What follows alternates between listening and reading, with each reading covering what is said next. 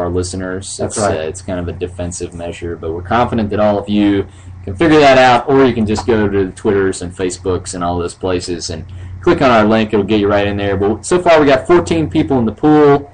We actually added one. We got 15. We got 15 people in the pool. Man, we're just growing by leaps and bounds here on outputting our coverage. Had a very rare occurrence. I've been involved in pick'ems for probably the past 5 or 6 years or so.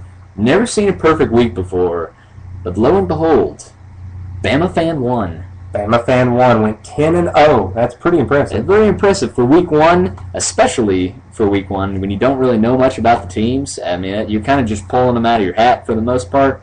Pretty impressive stuff. So, Bama Fan 1 has issued a challenge, symbolically, I guess, to the rest of the Pick'em participants saying, you better get up on it because I now have a substantial lead on the rest of you. That is true. We also have 2 people tied at 8-2.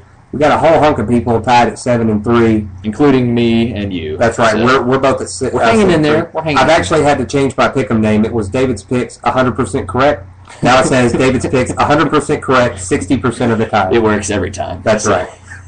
Then we have a couple people at 6-4, 5-5. We do have to announce the last 2 that we have. We actually have a tie for last. So yes. Grizzly McDaddy is at last, and we also have Larry B. I think that's Larry Baker, our faithful listener. So I think this first week, you don't know. Fear not. There's plenty of time for you to change your fortunes, to consult in some expert advice from David or myself for the small fee of $5.99 per minute. That's right, and we also announce every week's individual winner and loser. So right, yeah. I mean, you still have time to get in. Next week is a brand new week. Make yourself famous. Every week's a new week. Plenty of time left in the season. At some point, we may have to have a best name competition. Currently in the running is Rumpelfugly.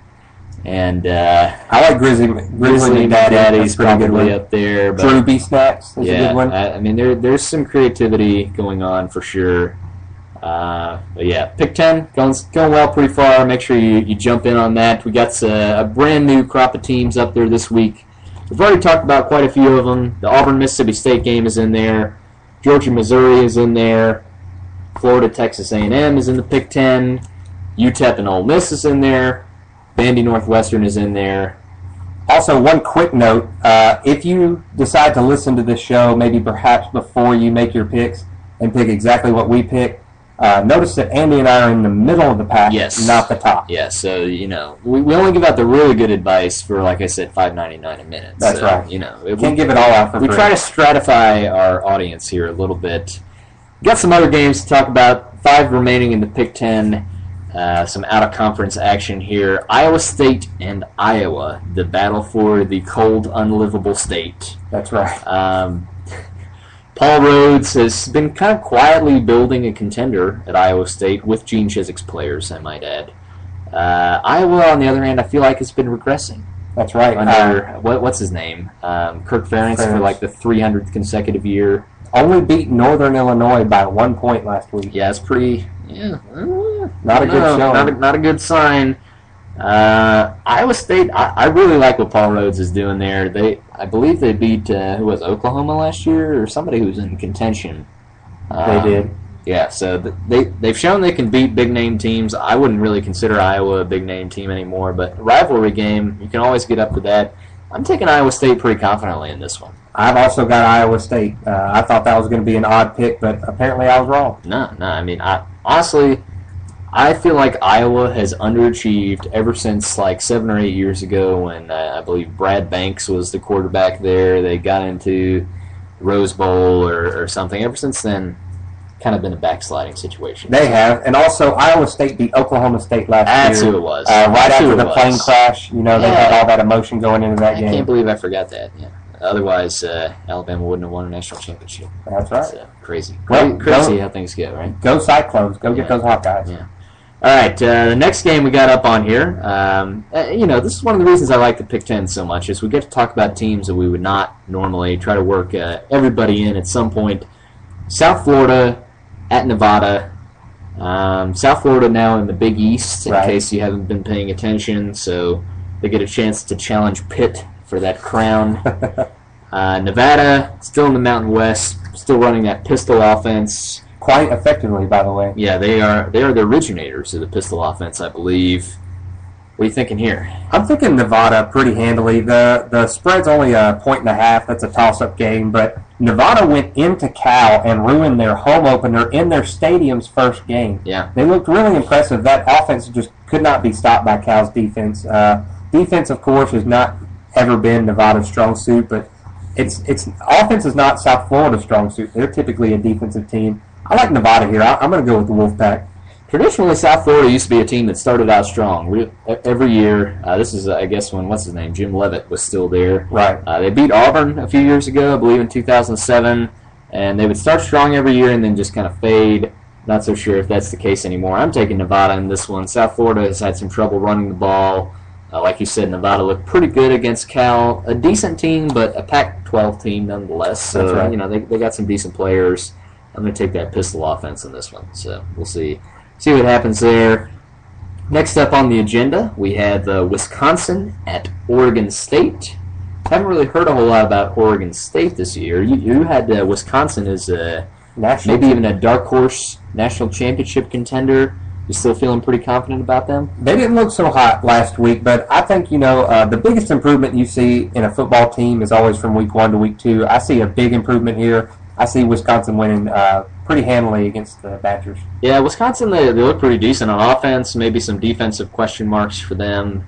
Oregon State, however, a team that has no running game, pretty much on offense in general, not very strong. And on defense, they're not too good against the run, so that's going to be a tough matchup for them against Monte Ball. So that's right. I'm thinking Wisconsin kind of gets things together here in this one and doesn't have too many issues. Although, if they play like they did last week, Oregon State definitely has a chance to pull an upset. Yeah, it is at Oregon State. Not so sure how much of an advantage that is. Pretty small stadium, but they get pretty loud. Yeah, so I don't know. I'm taking Wisconsin pretty easily in this one, though. All right. I'm not too worried. This next game is the one when I saw it on the pick'em, I thought, what is he thinking? And the more and more I looked at it, it's a very intriguing game. You may look at this one and you're like, come on, Texas State, really? Just because they beat Houston and Houston decided they needed to fire their offensive coordinator after one game because of that. Right. Just because of that doesn't mean they should be in the Big Ten. But there's a lot of intrigue around this game. Texas Tech going to Texas State. Another one of these very strange, why are they playing there type of games. But just think about it this way.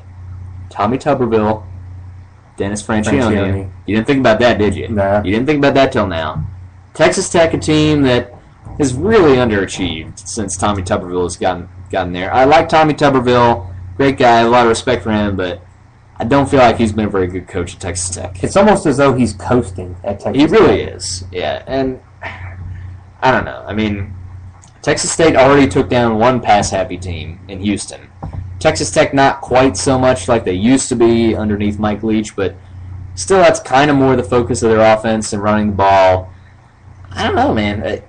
Do you feel like you can call for the upset here? I don't know anything else about Texas State's team, nor do I really care to know anything else, because after this week they're going to go back into obscurity. But if we were picking with the points, it's a 15.5-point spread. I'd probably take Texas State, but since we're picking straight up, I can't do it. I got to go with Texas Tech. I think more than anything, Houston losing their 19-year quarterback in Case Keenum and a couple of big pieces on that offense had more to do with Texas State winning than Texas State did. I think Texas Tech, even though they're underachievers, probably pull this one out. You know what I'm going to do? You're not picking the upset.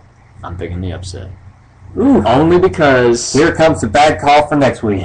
Only because I remember vividly Tommy Tuberville at Auburn losing so many games to teams he should not lose to. There's no reason to believe that trend will not continue. It was almost an annual tradition. It really was. So Texas State Bobcats, 2 in a row, after which they will go back to obscurity. That is pretty bold. That's what's happening here on Outplaying Our Coverage. We are not afraid to deliver hard-hitting picks on this show.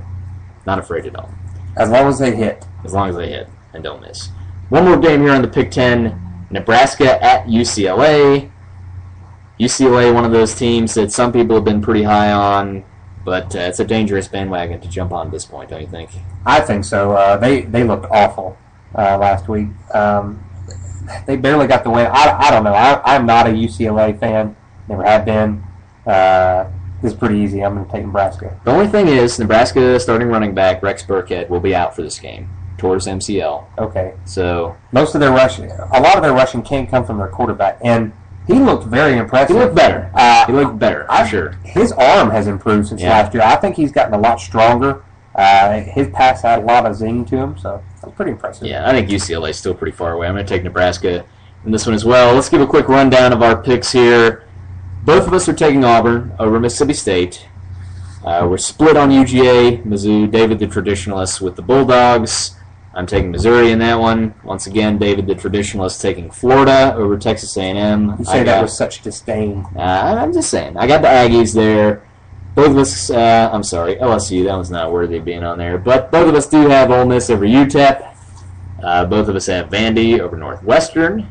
Both of us taking Iowa State over Iowa. Both taking Nevada over South Florida. Both taking Wisconsin over Oregon State. Calling for the huge upset, Texas State, while David probably taking the smarter path there with Texas Tech. Let's just be honest.